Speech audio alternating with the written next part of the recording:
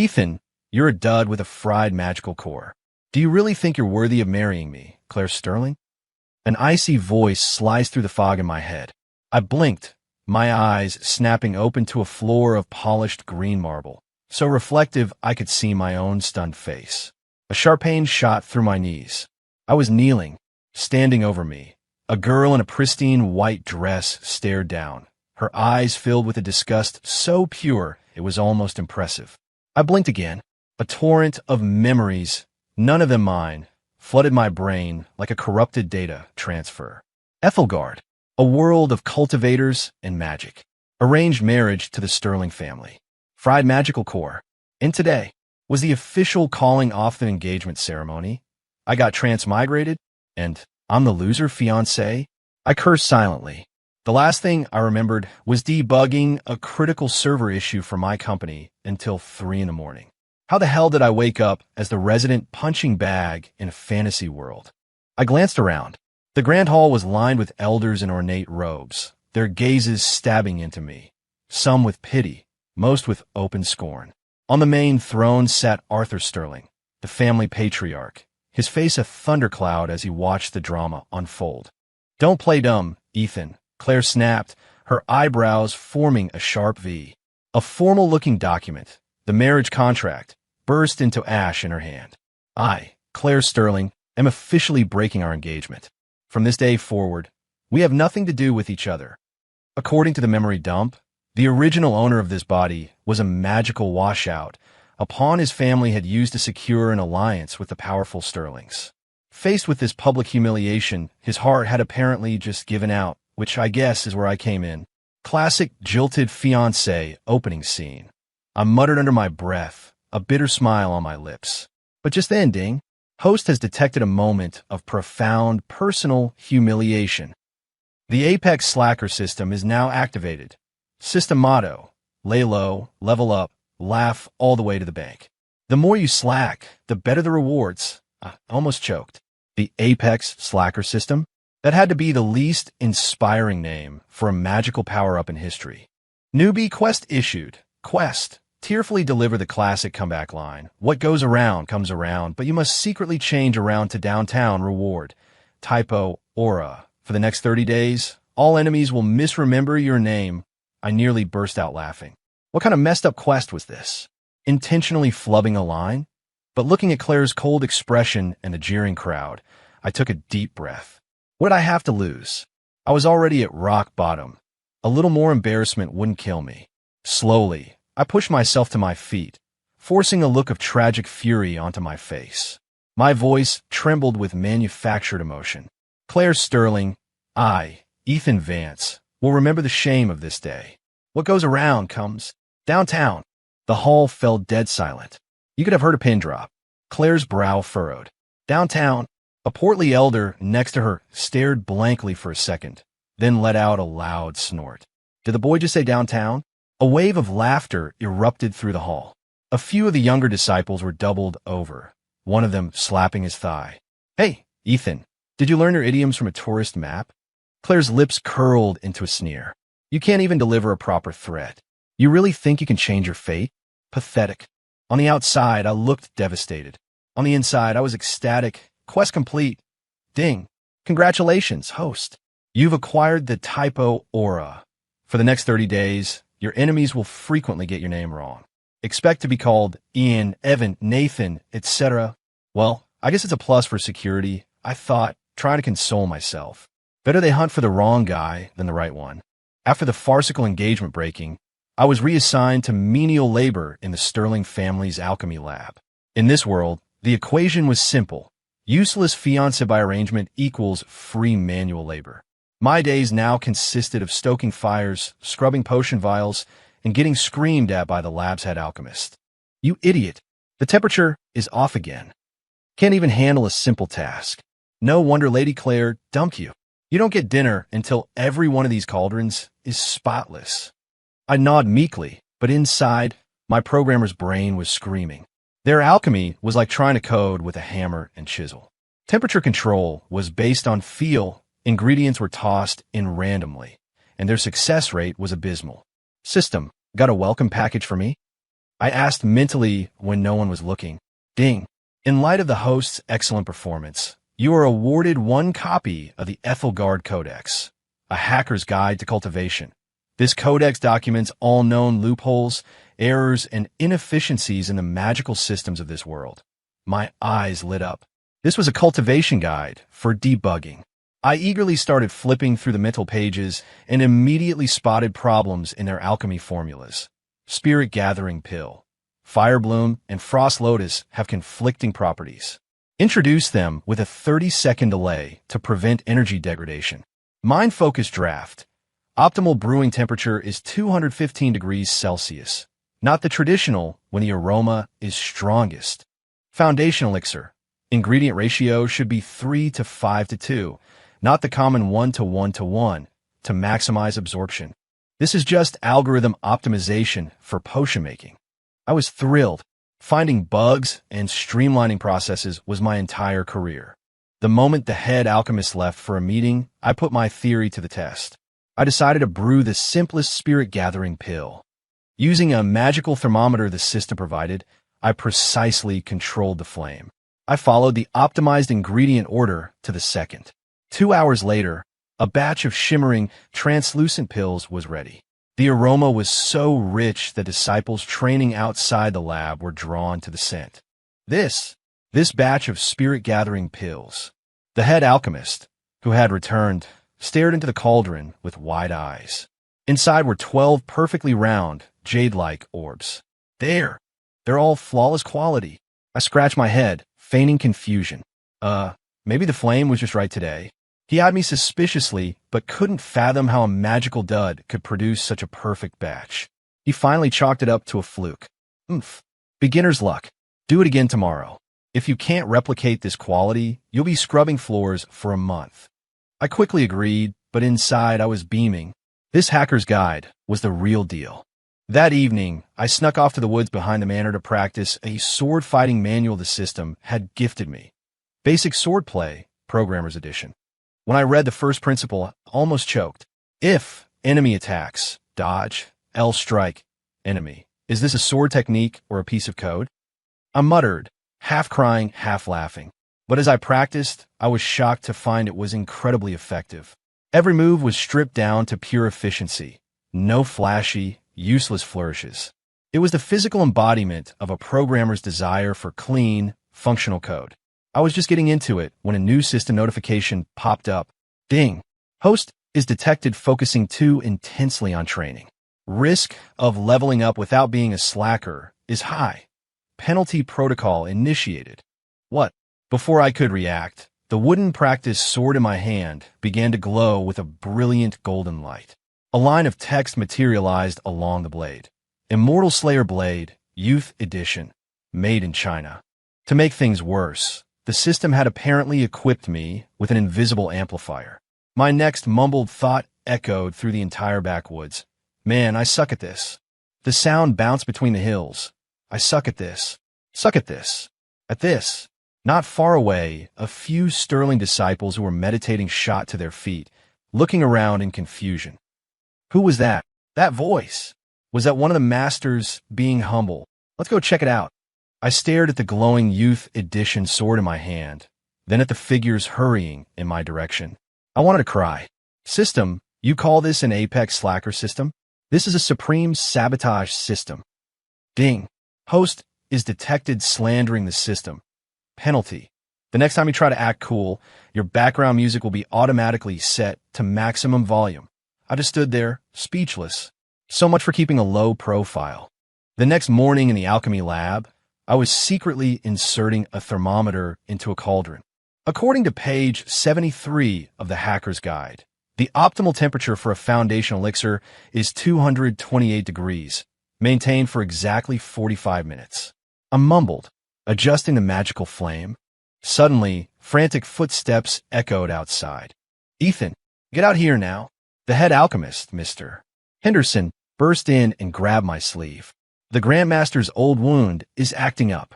He needs a top-grade rejuvenation pill. The spatula in my hand nearly clattered to the floor. Mr. Henderson, I'm just an assistant. Cut the crap. You're the one who brewed that perfect batch yesterday, right? He hissed. Right now, you've got the best luck in this lab. Come with me. He practically dragged me to the Sterling family's restricted wing. Inside a stone chamber, the family's legendary ancestor, Elias Sterling, lay on a jade bed, his face pale. A faint black aura swirled over his chest. The Grand Master was wounded by a shadow mage 30 years ago, Arthur Sterling said grimly. He's been using rejuvenation pills to suppress the toxin, but today it flared up. Standard pills aren't working.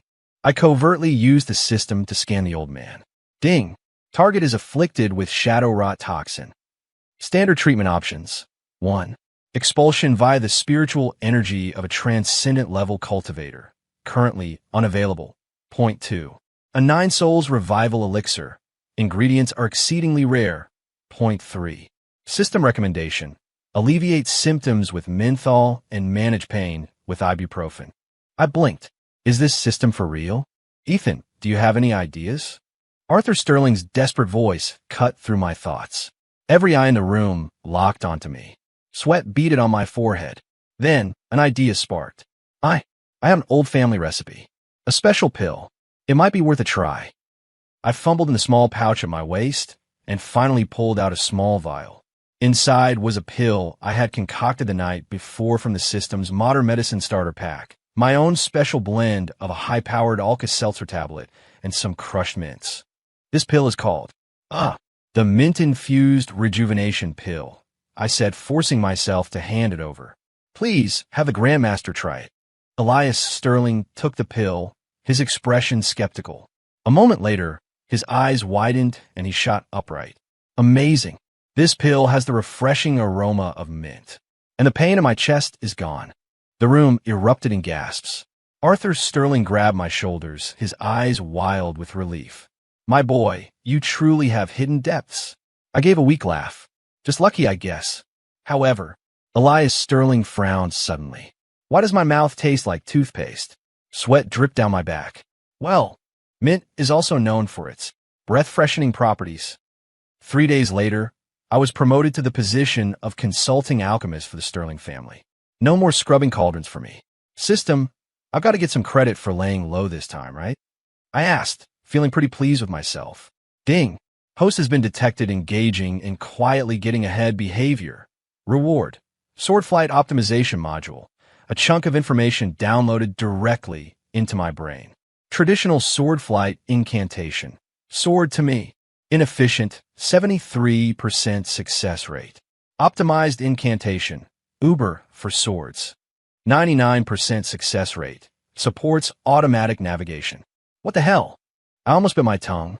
To test it, I snuck out to the backwoods and took out my Immortal Slayer blade, Youth Edition. Uber for swords. The blade shot into the air with a hum. 2 lines of text lit up on its surface. Processing your request. Right accepted. I stared, dumbfounded, as the sword circled me 3 times before stopping politely at my feet, its tip even dipping down to make it easier to step on. The customer service is better than the actual app, I muttered. I carefully stepped onto the blade. With a whoosh, it shot into the sky. The speed was terrifying, but the ride was smoother than a luxury sedan. Turbulence detected ahead. Stabilizers engaged. Text flashed on the blade. It is recommended you fasten your seatbelt during cultivation. I didn't know whether to laugh or cry.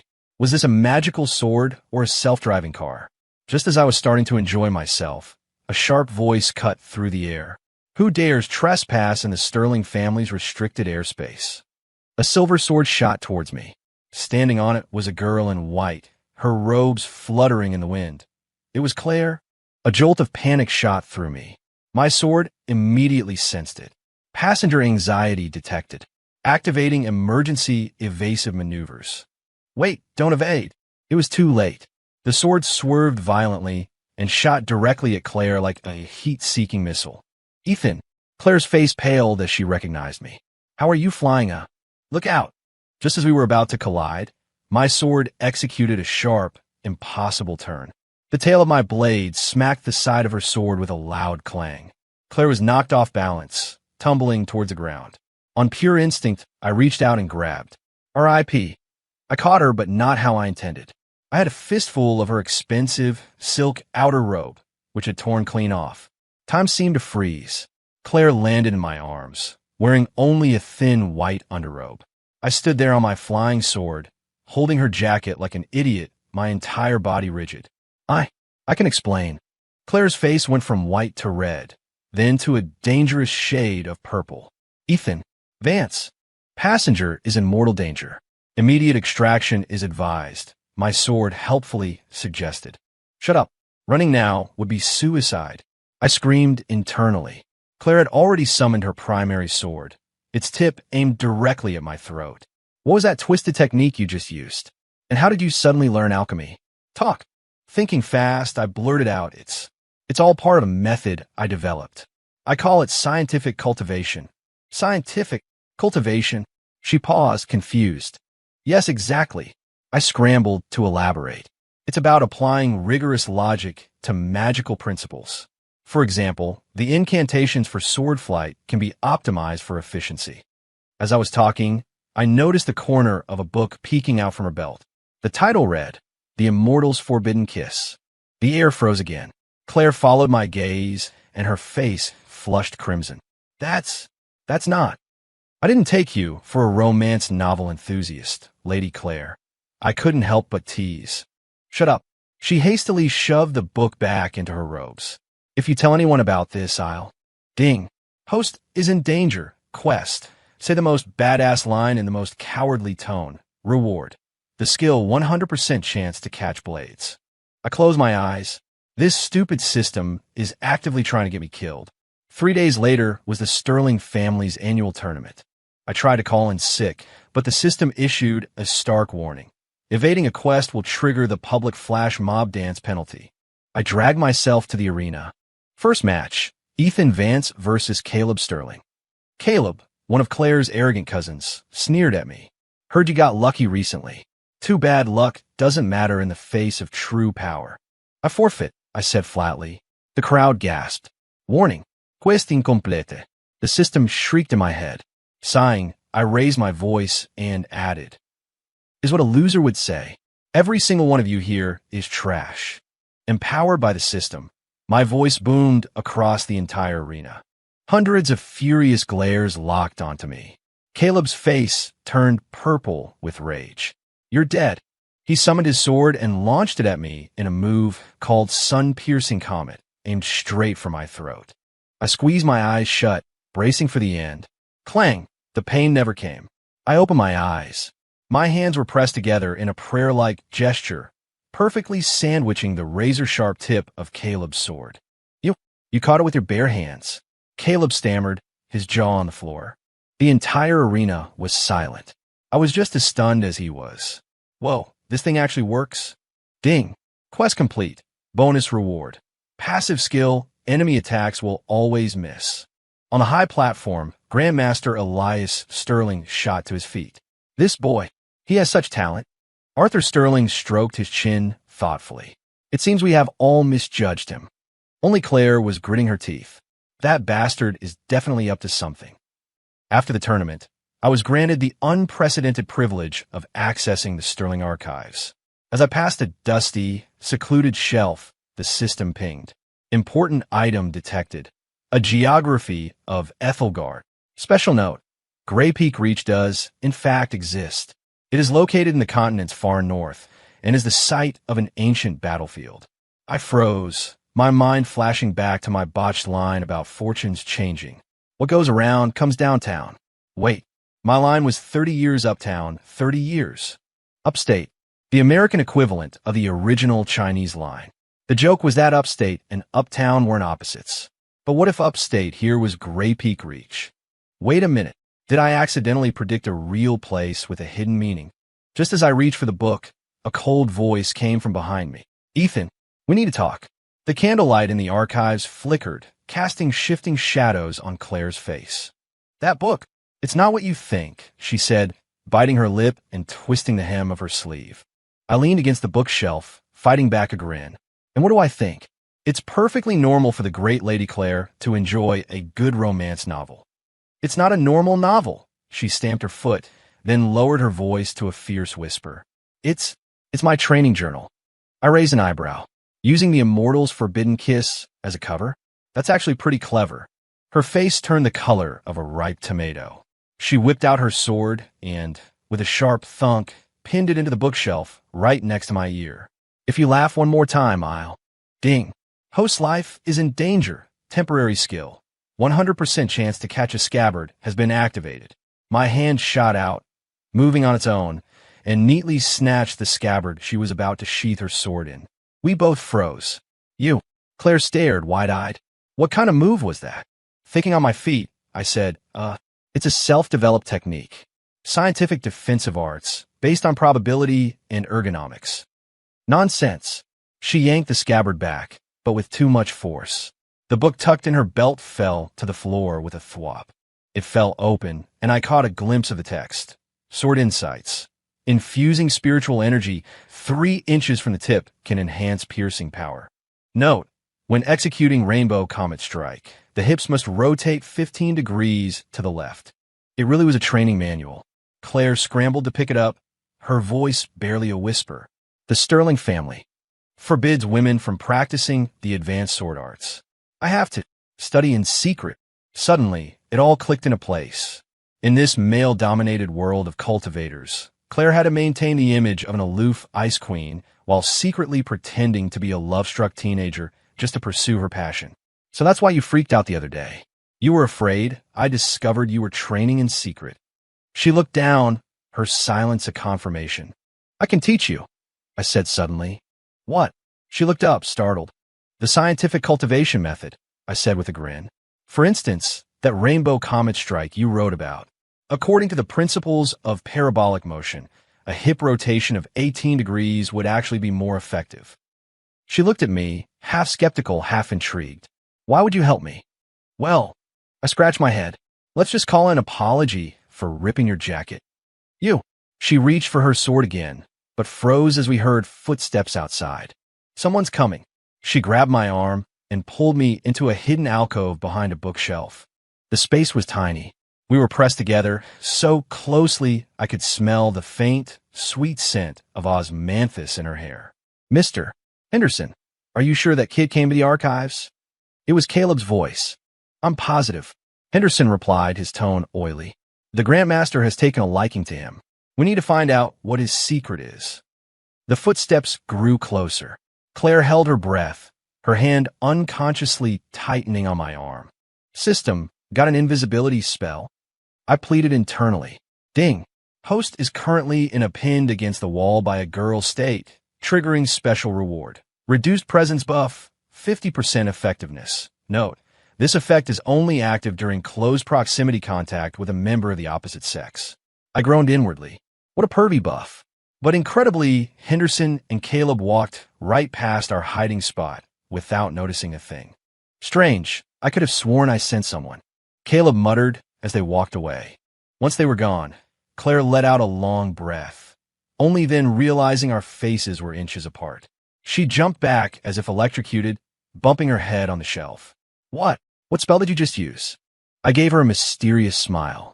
The scientific cultivation technique of quantum invisibility. You're talking nonsense again. She pushed past me, her face bright red. Don't you dare tell anyone about tonight, or else. I winked. Don't forget, Lady Claire, we're accomplices now. She fumed, turning to leave, but stopped when I spoke again. Midnight tomorrow, by the waterfall in the backwoods. I'll teach you the Rainbow Comet Strike. Her footsteps faltered for a second. She didn't turn back, but I saw the tips of her ears turn a shade redder. After she left, I finally found a geography book. Flipping to the section on Grey Peak Reach, I read, Grey Peak Reach, located in the continent's extreme north, was the site of a cataclysmic battle between gods and demons in the ancient era. Legend says a shard of providence fell there, creating the Forsaken Lands, a place where spiritual energy is so chaotic that cultivators cannot enter.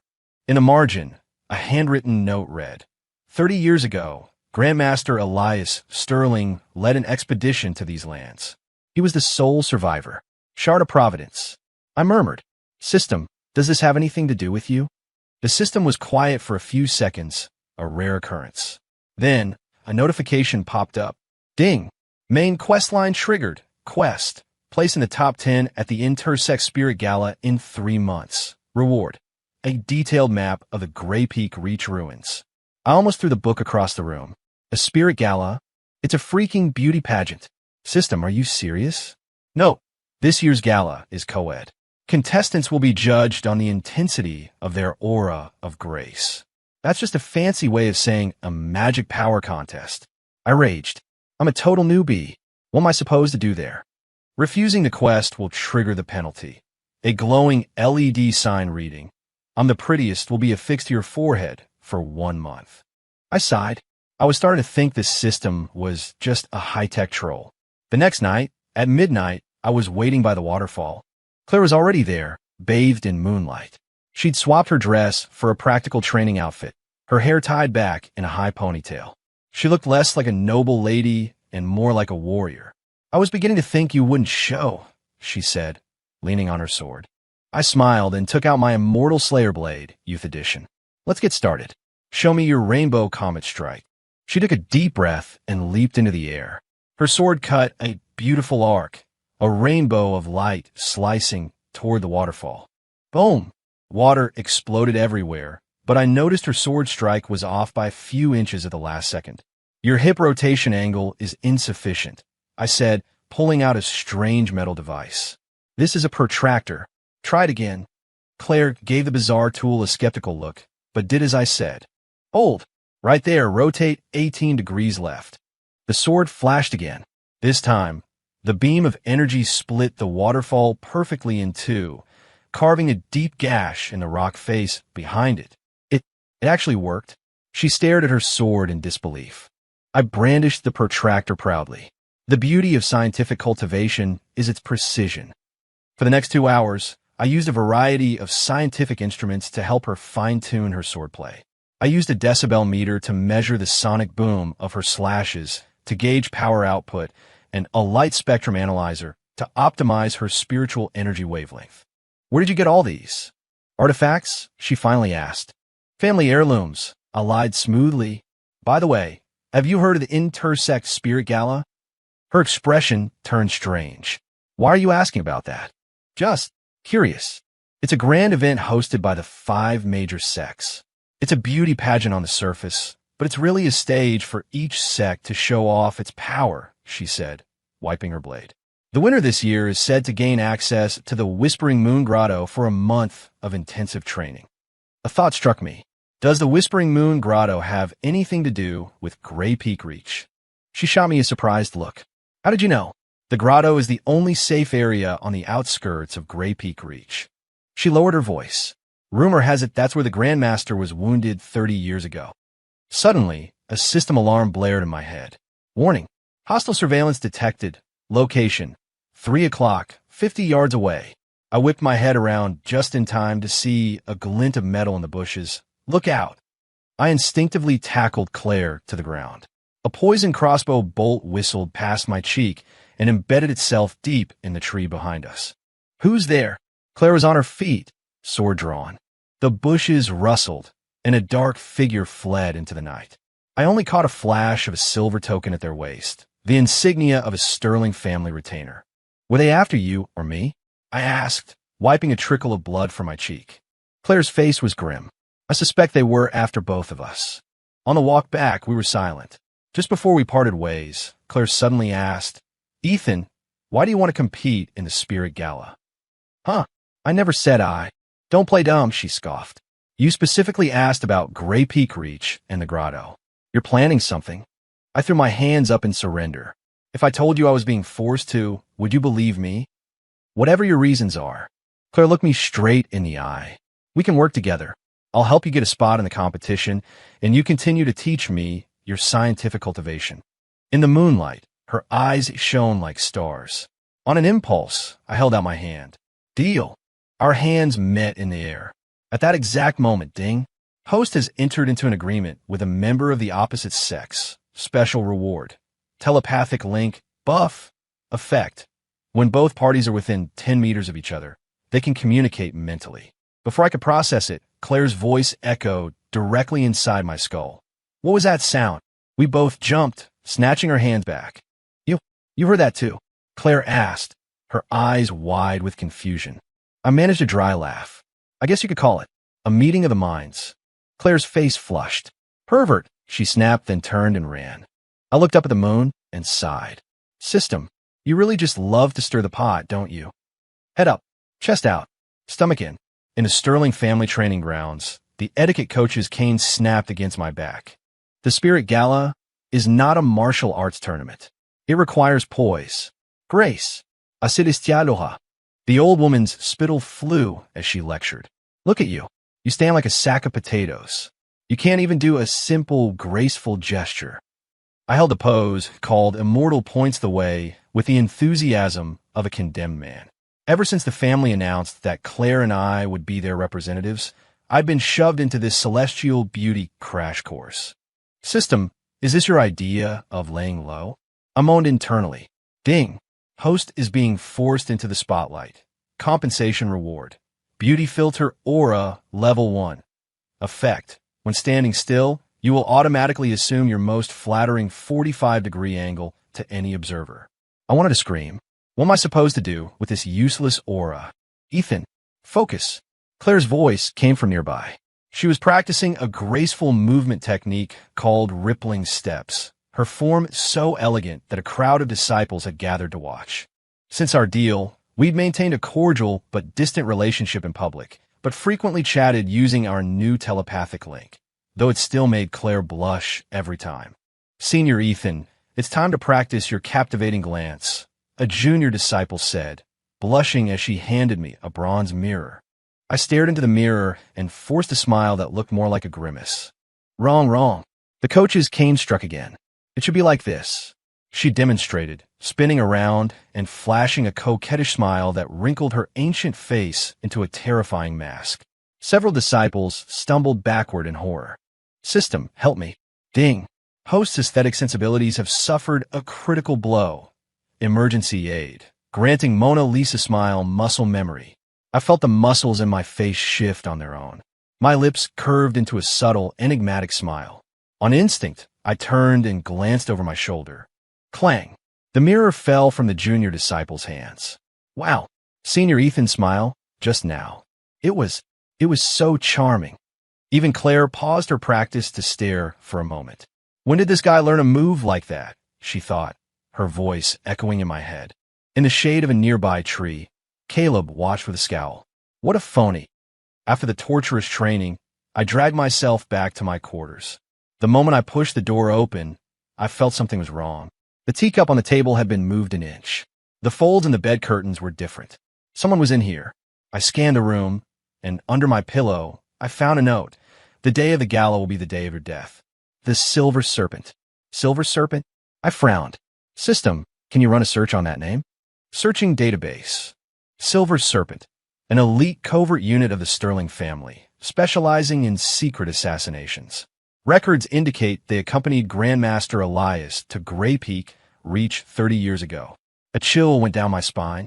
Grey Peak Reach again. Suddenly, my window slid open without a sound, and a black-clad figure lunged at me.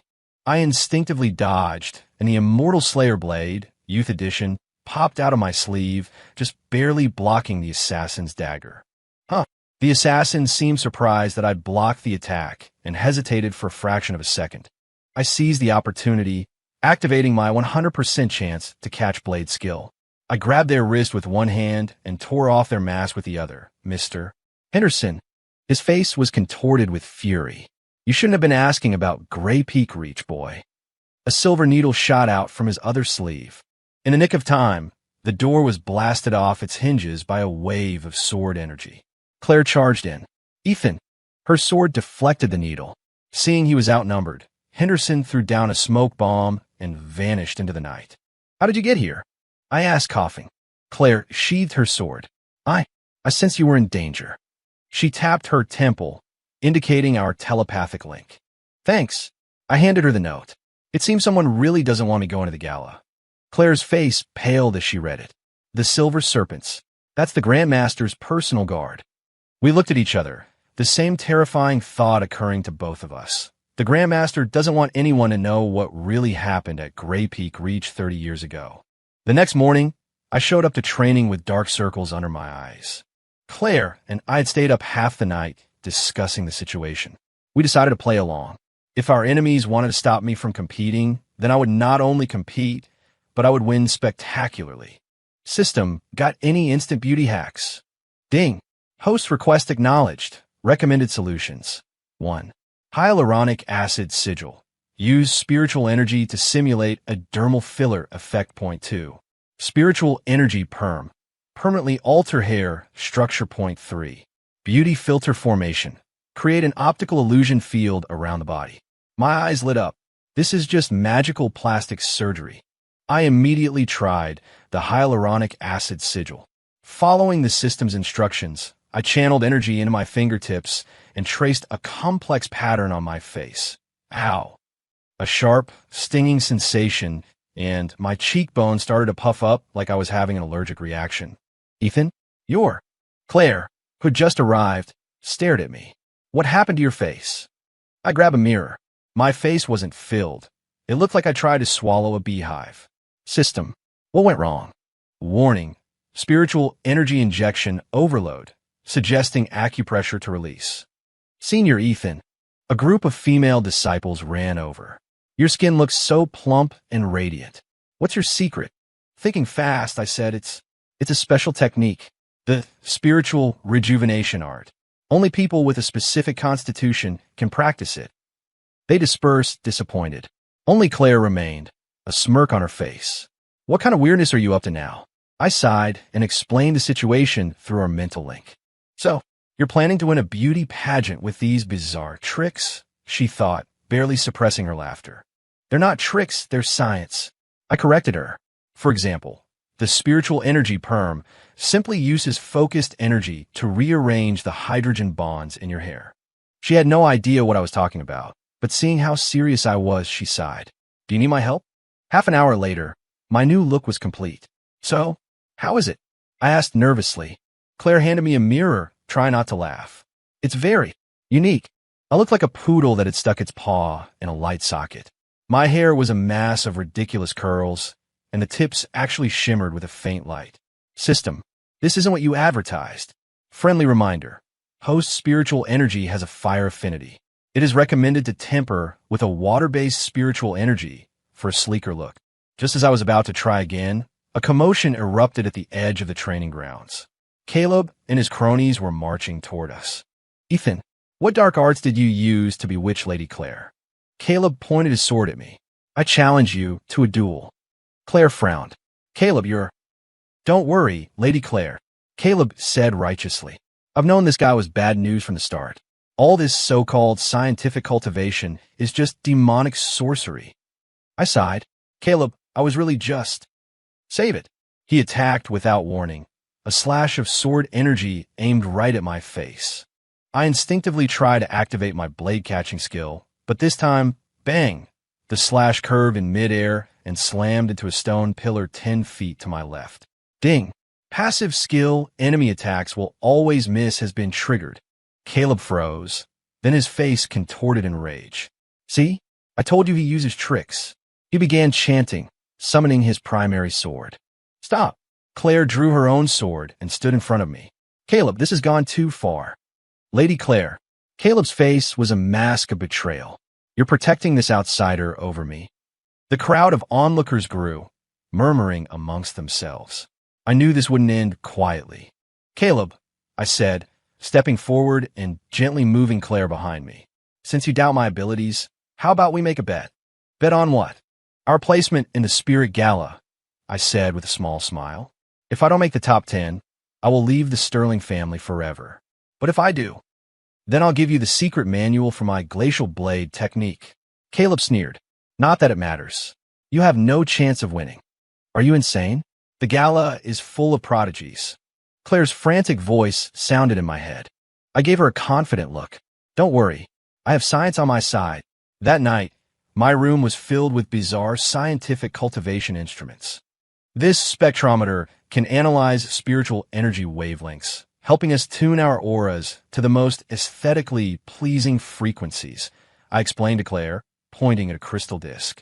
and this posture corrector belt will automatically adjust our stance to the golden ratio. Claire tentatively touched a floating energy prism. Are you sure this stuff will work? Absolutely. I pulled up a system interface only I could see.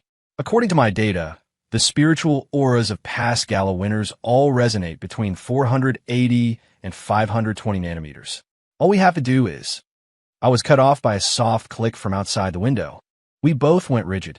With a flash of her sword, Claire sent a wave of energy that blew the window open. There was no one there, only a single silver scale lying on the windowsill. The silver serpent again. Claire picked it up, her face grim. They're watching us. I thought for a moment, then a grin spread across my face. Perfect. I leaned in and whispered a plan in her ear. You think that will actually work? She asked, intrigued. The power of science is limitless. I winked. But I'll need you to do a little acting.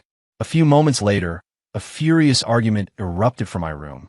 Ethan, stop being delusional, Claire shouted, her voice loud enough for anyone outside to hear. You think you can make the top 10 with your pathetic little tricks? Claire, just let me explain. I've heard enough. I was wrong to ever believe in you. The door was thrown open with a bang, and Claire stormed out, deliberately kicking over a flower pot on her way. In the shadows, a figure in the trees stirred, then melted back into the darkness. Inside the room, I sent a telepathic message. Are they gone? Yep, Claire's voice replied in my head, laced with amusement. How was my performance? Oscar-worthy, I replied, giving a mental thumbs up. Now we can prepare our real secret weapon. On the day of the Intersect Spirit Gala, the summit of Skysword Peak was packed. Standing in the contestant area, I felt like a programmer who had wandered into Fashion Week. The cultivators around me were all radiating celestial energy. Some stood on rainbow-colored clouds. Others were flanked by mythical beasts. One guy even had his own personal waterfall shimmering behind him. I had no idea where the water was coming from. System, are you sure this thing is going to work? I nervously touched the metal bracelet on my wrist. Ding!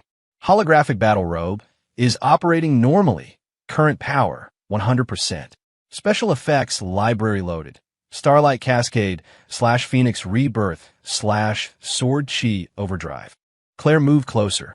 She was wearing a simple, moon-white robe, her hair held back by a single jade pin. She looked less like a pageant contestant and more like a warrior. Ready? She asked via our link. I nodded, then noticed she was carrying a different sword. Where's your main blade? I swapped it for a standard one, she replied, a hint of frustration in her thoughts. My father said a woman carrying her primary sword is too aggressive for the gala's aesthetic. Before I could comment, a deep bell chimed across the mountaintop. The 5th Intersect Spirit Gala is now officially open, an old man with a long white beard announced, floating in mid-air. The first trial, the Aura Showcase. Contestants went up one by one to display their spiritual auras. When it was Caleb's turn, he arrogantly unleashed his power, forming a massive sword of pure light behind him, earning gasps of admiration from the crowd. Next, representing the Sterling family, Ethan Vance. I took a deep breath and pressed the activation button on my bracelet. Vim, a pulse of blue light erupted from me, enveloping my entire body. A second later, my simple robes were gone. In their place was a deep blue robe that seemed woven from the night sky, with points of light shimmering like distant galaxies. With every step I took, projections of dying and birthing stars swirled around my feet. Behind me, a pair of translucent wings made of countless glowing runes slowly unfurled. The entire arena went silent for 3 seconds, then erupted in a roar of shock and awe. What kind of artifact is that? I've never seen such intricate energy control. Look at the runes on his wings. They're evolving into new formations on their own.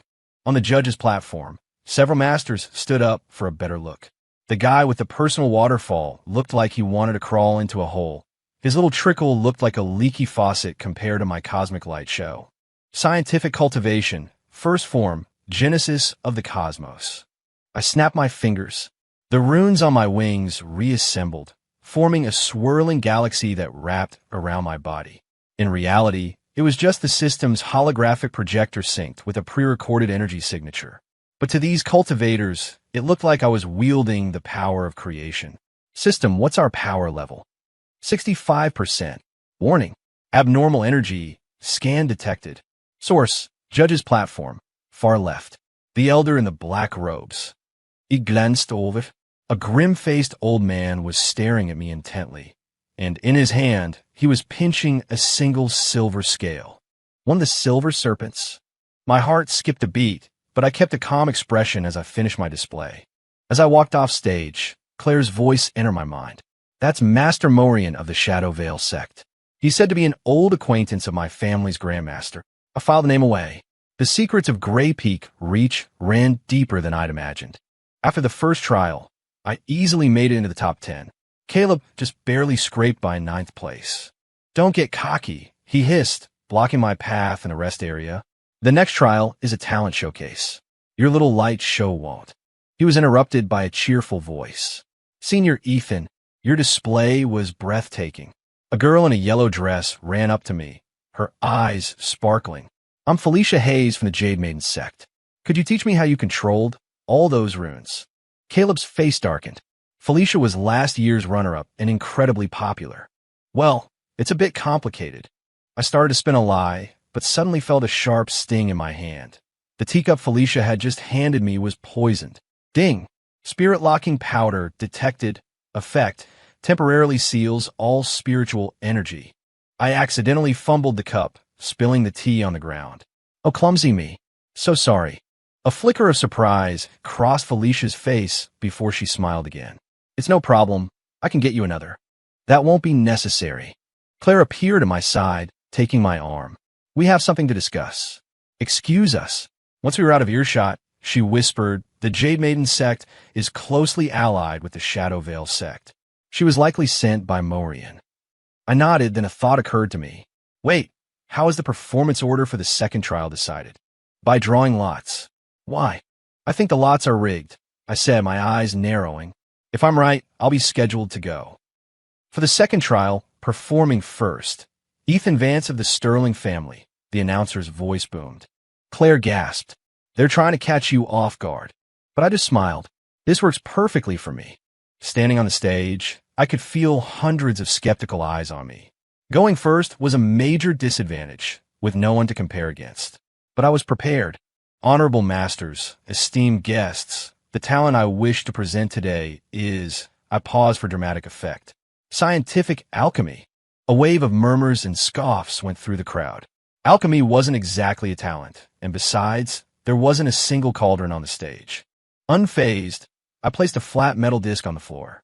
This device is called a microwave alchemy array, a secret heirloom passed down by my master.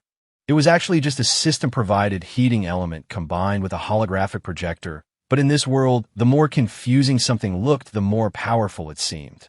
Would one of the masters be so kind as to provide the ingredients for a basic spirit-gathering pill? An elder from the renowned Medicine King Valley tossed a few herbs onto the stage. I picked them up, placed them on the disc, and hit the start button. Vim! The disc began to hum, glowing orange from within. The holographic projector filled the air around it with dazzling light effects, making it look like some profound, mystical process was underway. System, can you speed this up? Injecting catalyst. Estimated time to completion, 30 seconds. I stood with my hands clasped behind my back, looking profound. Traditional alchemy takes hours. Scientific alchemy takes moments. The secret lies in the precise manipulation of energy at the molecular level. No one understood a word I was saying, but they were all mesmerized by the light show. 30 seconds later, the disc chimed and popped open. 10 perfectly formed, jade-like pills rolled out, their potent aroma instantly filling the arena. That's impossible. The elder from Medicine King Valley rushed onto the stage, snatching up a pill to examine it. It truly is a flawless spirit-gathering pill, and the purity is... I just smiled. The pills had been pre-made by the system. The alchemy was just for show. But who would ever suspect that? Just as I was about to step down, disaster struck. A black shadow shot out of the audience, moving so fast that even the judges didn't have time to react and lunged straight for me. Look out! Claire's scream exploded in my head. Emergency evasive maneuvers activated. Remaining power, 32%, 25%. My body leaned back in an impossible arc, dodging the attack by a hair's breadth. But the assassin twisted in midair, a second strike already on its way. Clang, a sword materialized out of thin air, blocking the fatal blow.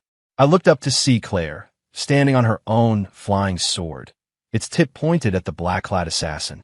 "A silver serpent?" she demanded coldly. The assassin didn't answer. His body flickered and split into 3 identical figures, attacking from different angles. "It's the Shadow Veil Sex Phantom Clone Technique," someone in the crowd yelled. Claire was skilled, but fighting 3-on-1 was overwhelming her. I saw a blade heading for an opening in her defense. "Uber for swords," I yelled at the top of my lungs. My Immortal Slayer blade, Youth Edition, shot out, but instead of attacking, it zipped to my feet, lifting me into the air. "Claire, grab my hand." She leaped, and I pulled her onto the sword with me. We were pressed together, and I could smell that same sweet osmanthus scent in her hair. "Hold on." I urged the sword to its maximum speed, and we shot up through the clouds. The assassin was clearly not expecting that. The 3 clones crashed into each other, merging back into one person. It was one of Master Morian's attendants. "System, can we lose them?"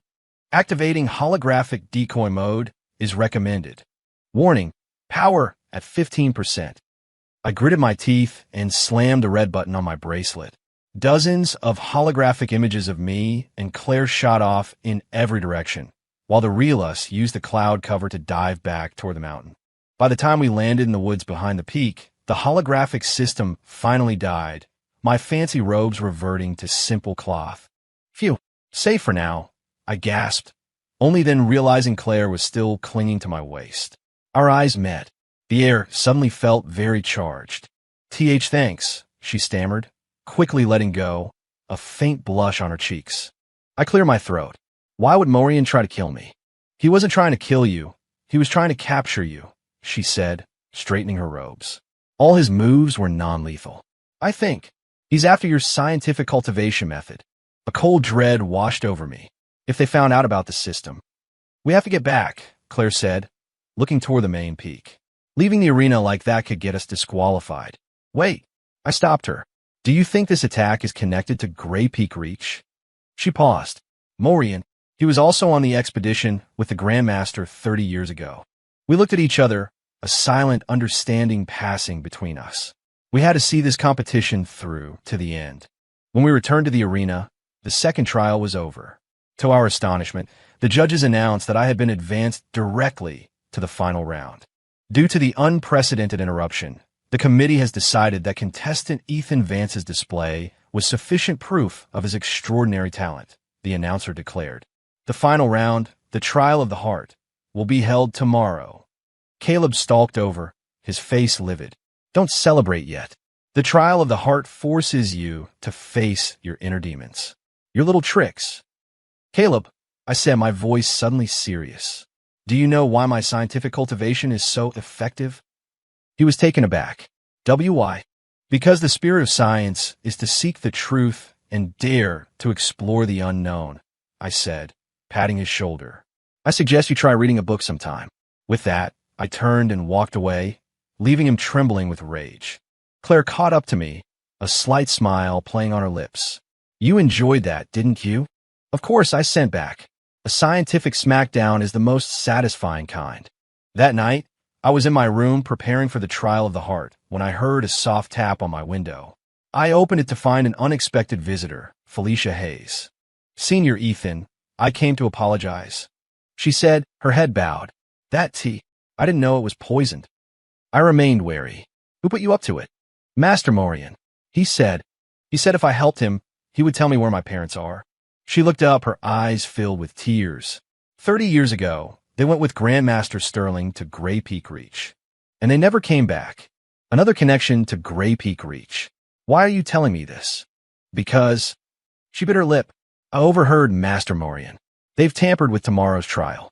They're going to read your memories." After she left, I immediately contacted Claire. We decided to turn their plan against them. If they wanted to read my memories, I would give them a specially curated version. System, can you create fake memories? Ding. Memory editor engaged. Recommended templates. 1. Tragic childhood from Maximum Sympathy. Point 2. The Mysterious Old Mentor, a timeless classic. Point 3. Taught by aliens, the bold, innovative choice. A sly grin spread across my face. No, I think I'll make my own. The air on the final day of the gala was thick with tension. I stood in the center of the trial platform, surrounded by 12 large, ornate mirrors of the soul. They were said to reflect a cultivator's deepest memories and desires, the ultimate test of one's character. From a judge's platform, Master Morian's venomous gaze was fixed on me. I pretended not to notice, quickly checking my system interface. Memory editor status, custom memory package loaded. Trigger keywords, Grey Peak Reach /30 years ago /Shard of Providence. Warning, unauthorized mental probe detected. Let the final trial begin, the announcer yelled. Contestant Ethan, please clear your mind and allow the mirrors of the soul to see your truth. The first mirror lit up, showing a fabricated image of a young me gathering herbs in the mountains and saving a wounded old man. What a cliché, Caleb scoffed from the audience. The second mirror showed the old man teaching me the secrets of scientific cultivation. The crowd was intrigued, but Morian was growing impatient. I saw his fingers move subtly beneath his robes. Warning, illegal mental intrusion detected. Source, judge's platform, Master Morian. The third mirror began to shake violently, its image distorting, exactly as I planned. The scene in the mirror shifted abruptly. It now showed a desolate, snow-covered wasteland. A massive, broken metal structure was half buried in the ice, its hull covered in strange symbols. Grey Peak Reach. Morian gasped, leaping to his feet. The image shifted again, showing a younger Elias Sterling leading a team of cultivators into the ruins. Suddenly, they triggered a trap, and streams of silvery liquid, the serpents, poured from the walls. The silver serpents? The crowd erupted in shock. Morian's face was as white as a sheet.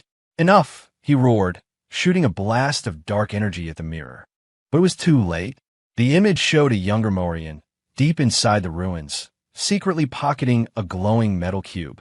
The next moment, the entire structure began to collapse. It was you, a younger Elias Sterling's voice roared from the mirror. You stole the control core. The image vanished. The arena was silent. Every single person was staring at the petrified Master Morian. No, it's a lie, he shrieked. The boy tampered with the memory. I put on my most innocent, confused expression. What is the Master talking about? Isn't this just the truth reflected by the mirrors of the soul? The other judges looked at each other, bewildered. The mirrors had never been wrong before. Could it be that Morian was responsible for the disaster 30 years ago? Seize him, the elder from Medicine King Valley commanded. Seeing he was cornered, Morian hurled a black smoke bomb at the ground and vanished in a streak of dark light. In the ensuing chaos, I felt a hand grab mine. It was Claire. Were those images real? She asked mentally. Half and half, I sent back. The metal ruins are real. The part about Morian stealing the core was my own little addition. A hint of a smile appeared in her thoughts. I knew it. Due to Morian's dramatic escape, the final trial was cut short. After a hasty deliberation, the judges declared me the winner of the 5th Intersect Spirit Gala. Congratulations, host. Quest complete. Distributing rewards. 1. Map of Grey Peak Reach Ruins. Unlocked. Point 2. System 2.0 upgrade. New feature. Cool Factor meter is now online. A translucent blue progress bar appeared in my vision, currently at 15%. What now?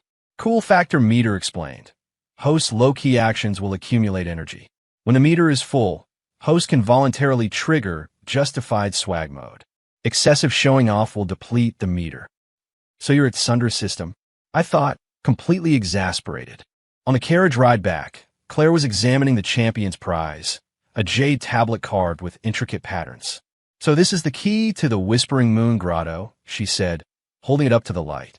They say it contains rifts in time, allowing one to see glimpses of the past and future. As I reached for it, the bracelet on my wrist began to vibrate violently. Warning, High-dimensional technology detected. Target, Grotto Key. Analysis. This object is a locator beacon for the Shard of Providence. What? I nearly jumped out of my seat. Claire looked startled. What's wrong? And nothing, I stammered. I was just wondering when we would be leaving for the grotto. In 3 days, she said, lowering her voice. But we have to be careful. Morian escaped, but his allies might still be lurking. I nodded absently, my mind reeling as the system continued its barrage of notifications. Emergency quest triggered. Quest. Obtain the control core from within the ruins. Reward. System 3.0 upgrade, plus the full truth about Grey Peak Reach. The control core. The very thing I had framed Morian for stealing. Did it actually exist? That night, as I was studying the Jade Key, my window slid open without a sound. I was instantly on alert, my sword already half drawn. Don't be alarmed. It's me. A familiar figure slipped into the room. Felicia. What do you want? I asked, not letting my guard down. She bit her lip and pulled out a silver scale. I came to tell you the truth about the Silver Serpents. Her story was shocking. The Silver Serpents weren't a secret unit at all. They were entities that had escaped from the metal ruins at Grey Peak Reach. They can parasitize a cultivator's body, read their memories, mimic their behavior. Felicia's voice trembled. My father. His personality changed completely after he was infected. A horrifying thought struck me. Morian too? She nodded grimly. 30 years ago, only 2 people made it back from the expedition alive, Elias Sterling and Morian. But the people who came back, were they really themselves? The implication sent a shiver down my spine. If the Grandmaster of the Sterling family was also an imposter, why tell me all this? Because... Felicia looked up, a strange light in her eyes. You have an aura that is very similar to the one from the metal ruins. My heart pounded. She was talking about the system. Before she left, she gave me a map. This is the location of the serpent's nest within the Sterling estate. Be careful. They're already watching you. The next morning, I told Claire everything. That's absurd, was her first reaction. If the Grandmaster was an imposter, surely we would have noticed by now. Remember his reaction to my mint-infused rejuvenation pill? I reminded her. He said it tasted like toothpaste. Mint is an irritant to the serpents. Claire's face paled. So your pill that day was a lucky guess, I admitted.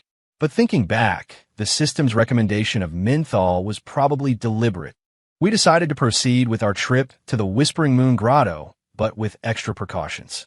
I used the system to synthesize a dozen mint grenades, and Claire secretly contacted a few disciples she trusted. The night before we left, I was packing when the system pinged. Ding. 100%. Justified swag mode can now be activated once. Perfect timing, I muttered with a grim smile. Outside, a blood-red moon cast an ominous glow over the Sterling Manor. In the shadows, countless silver shapes were beginning to stir.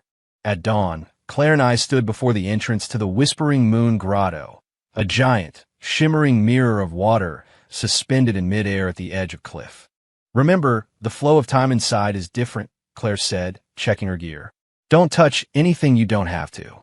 The time rifts are dangerous. I nodded and pressed the jade key into a slot at the mirror center. The water rippled, revealing a swirling vortex of stars. Ready? Claire held out her hand. I grasped at my grip firm.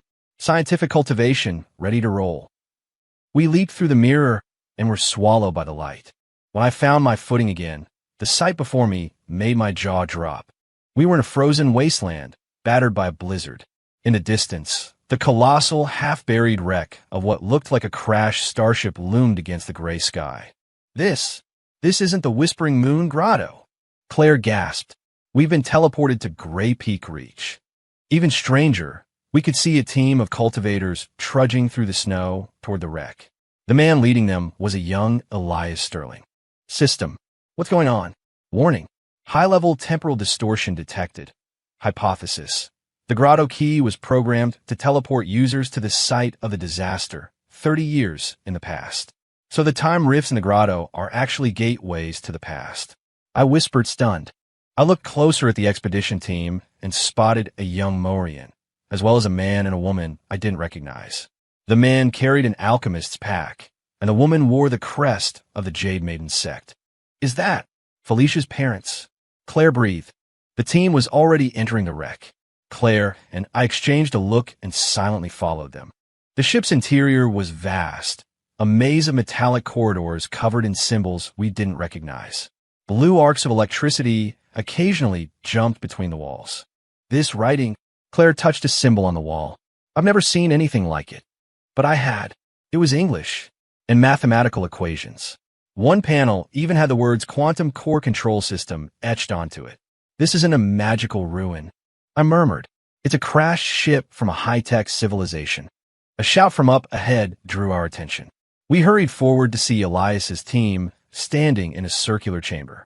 In the center, a blue, glowing, 12-sided object was floating in the air.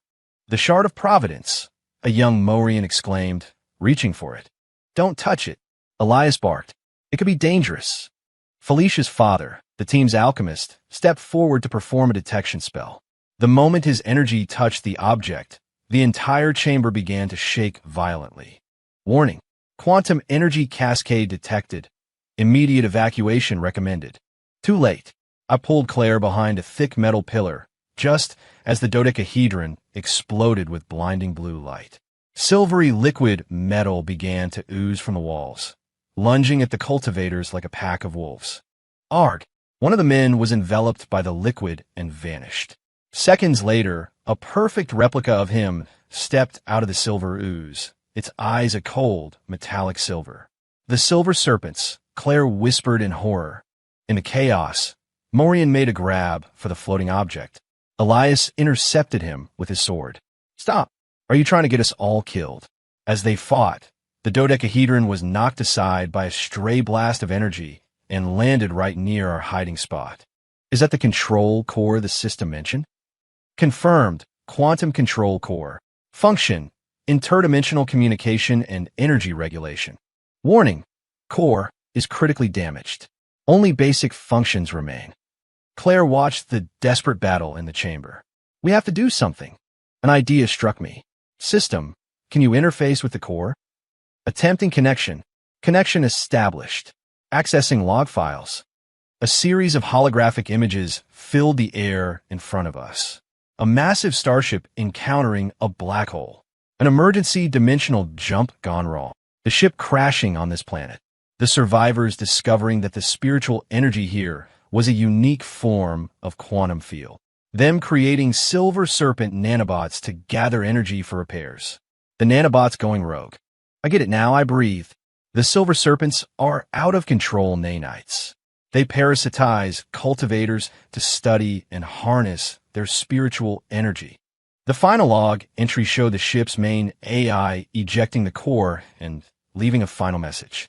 To whoever finds this, the core can deactivate all serpent units. The password is my designation, Apex Slacker. I nearly choked. You gotta be kidding me. Ding. System designation authenticated, full functionality being unlocked. Claire looked at me, confused. What is it? Nothing. I said, trying to process the absurdity of it all. Just discovered my family's scientific cultivation has a deeper history than I thought. In the chamber, the fight was almost over. Most of the cultivators had been assimilated. Only Elias and Felicia's parents were left.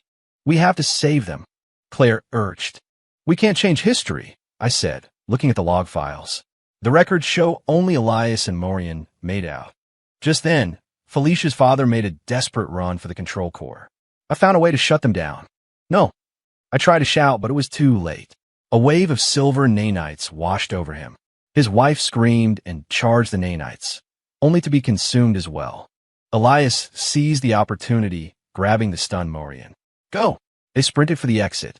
As the nanites turned to pursue them, the control core flared with blue light. Felicia's father had managed to activate a localized failsafe with his dying breath. Now! I grabbed Claire and ran for the core. System, did you get the full shutdown command? Command recorded. The password is the binary code for Apex Slacker. Warning: temporal stability is critical. Evacuate immediately. I took one last look at the control core, shoving it under a loose floor panel where I knew we could find it again in 30 years. Hold on. I activated the system's teleport function. A flash of blue light, and we vanished from the collapsing starship. When I opened my eyes again, we were back in the Whispering Moon Grotto, a bizarre space filled with shimmering auroras. We're back, Claire asked, her face pale. What we just saw was history, I said grimly, and now we know the truth. Ding! Main quest updated. Final quest. Retrieve the control core and deactivate all Silver Serpent units. Reward. A chance to return to your original world. That last line hit me like a physical blow. A chance to go home? Claire noticed my expression. What's wrong? Nothing. I lied, forcing a smile. Just realized we have to go back to Grey Peak, Reach one more time. As I spoke, a rift tore open in the center of the grotto. Master Morian stepped through, flanked by a dozen silver-eyed cultivators. I knew I'd find you here, Morian sneered. Give me the password to the control core. Claire and I stood back to back, completely surrounded. Beneath the swirling auroras, Morian's silver-eyed thralls closed in, their movements unervingly synchronized. The password, Morian repeated, his voice unnaturally flat. The control core belongs to us. It will help us achieve true evolution. I pushed Claire slightly behind me, covertly pulling up the system interface. Cool factor meter, 100%. Ultimate, justified swag mode, is available for activation. Password? What password? I played dumb. We just came here to train. Morian sneered, then lunged not at me, but at Claire. His arms stretched and morphed in midair, becoming a whip of liquid silver. Claire, move. I shoved her out of the way, but the silver whip grazed my shoulder. An icy coldness, sharp and invasive, shot through my body. Warning. Silver Serpent nanite intrusion detected. Activating automated defense protocols. A soft beeping sounded from within me. Blue, circuit-like patterns flared to life on my skin, forcing the silvery substance out of my shoulder. It was the system's built-in antivirus. It is you. Morian's silver eyes widened. You were the anomaly 30 years ago. Claire seized the opening, her sword flashing in a brilliant arc that forced two of the thralls back. Ethan, what's the plan? Plan B, I yelled, pulling a metal sphere from my pouch. A mint grenade. Close your eyes. A blinding flash and the overpowering scent of peppermint exploded outwards. The silver-eyed cultivators shrieked, a high-frequency sound of pain, and stumbled back. Morian's face contorted, the silver liquid on his skin writhing. Run! We bolted for a shimmering time, rift deeper in the grotto. Morian's enraged roar echoing behind us. Get them! Don't let them escape! We passed through a curtain of distorted light and found ourselves in the grotto's core. Countless crystalline fragments floated in the air, each one reflecting a different place and time. We need to fight back, Claire said, examining a new chip on her sword's blade. They're vulnerable to mint, but we're almost out. I looked at my system interface and smiled. It's time to show them what real technology can do. I hit the virtual button. Ultimate justified swag mode initiated. Duration, 5 minutes. An incredible power surged through me. I felt like I had become the master of this pocket dimension, that every fragment of time and space was whispering its secrets to me. I see now, I murmured. The Whispering Moon Grotto isn't a natural phenomenon. It's a subspace created by the control core. When Morian and his army stormed into the core, they stopped dead. I was floating in the air, my body surrounded by streams of raw data, my eyes glowing with pure blue light. My voice echoed, layered and immense. You bugs have been running rampant for far too long. It's time for a system purge. Claire stared in shock. Ethan, don't worry, my normal voice sounded in her mind. It's still me. I've just temporarily unlocked administrator privileges. Morian roared and his entire body dissolved into a tidal wave of liquid silver, surging toward me. I simply raised a hand. A wall of glowing ones and zeros materialized in the air, effortlessly blocking the attack. In a digital world, I am the master. I snapped my fingers. The laws of physics in the grotto inverted. Gravity reversed, and Morian and all his thralls were sent tumbling helplessly toward the ceiling. Impossible. Morian struggled. This is the power of the control core. How can you? Because I know its creator, I said, pressing my hands down as if on an invisible keyboard. Now, initiating system format. A wave of cleansing blue light swept through the space. The thralls screamed as they dissolved into nothingness. Morian fought back, but his form was already beginning to disintegrate. No, my evolution is not complete, his voice faded. The serpents will consume this entire world of Kultai. He vanished before he could finish the word. The blue light faded, and I drifted back to the ground. The backlash from using so much power hit me, and I stumbled. Claire rushed to support me. Is it over? She asked, looking around. For now, I said weakly. That just cleared out the grotto. The others are still out there. As if on cue, a rift opened in the center of the chamber. A blue, 12-sided object floated out. The control core. Main control unit detected. Awaiting shutdown command. I took a deep breath and spoke, not in the language of this world, but in English. Password, Apex Slacker. The core pulsed with a brilliant light, and a synthesized female voice spoke. Voice print authenticated. Welcome back, Administrator. Claire's eyes were wide. It knows you. No, it knows. I trailed off as the core projected a massive hologram of the entire continent, dotted with hundreds of red markers. Warning, Silver Serpent nanites have achieved global proliferation. Execute full system purge? Claire and I looked at each other and nodded in unison. Execute. Purge protocol initiated. Estimated time to completion, 72 hours. The core began to vibrate, emitting a frequency beyond human hearing. I knew that signal was triggering a self-destruct sequence in every Silver Serpent on the continent. My main quest was done, but then a new notification appeared. Final quest complete.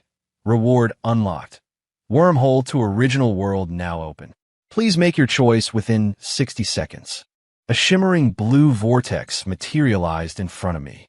Through it, I could see my messy apartment, my computer still on, a half-empty mug of coffee on the desk. What is that? Claire asked, staring at the portal. My throat felt tight. The system began a cold, clinical countdown. 59, 58, 57. Claire, I have to tell you the truth, I said, my voice strained. I'm not from this world. I gave her the 30-second version. My life as a programmer on a planet called Earth, the transmigration, the system. Her face grew paler with every word. So, you're going back. I looked at this proud, stubborn, brilliant woman, and my heart ached with a sudden, fierce sense of loss. 30, 29, 28. She turned away, her voice strained.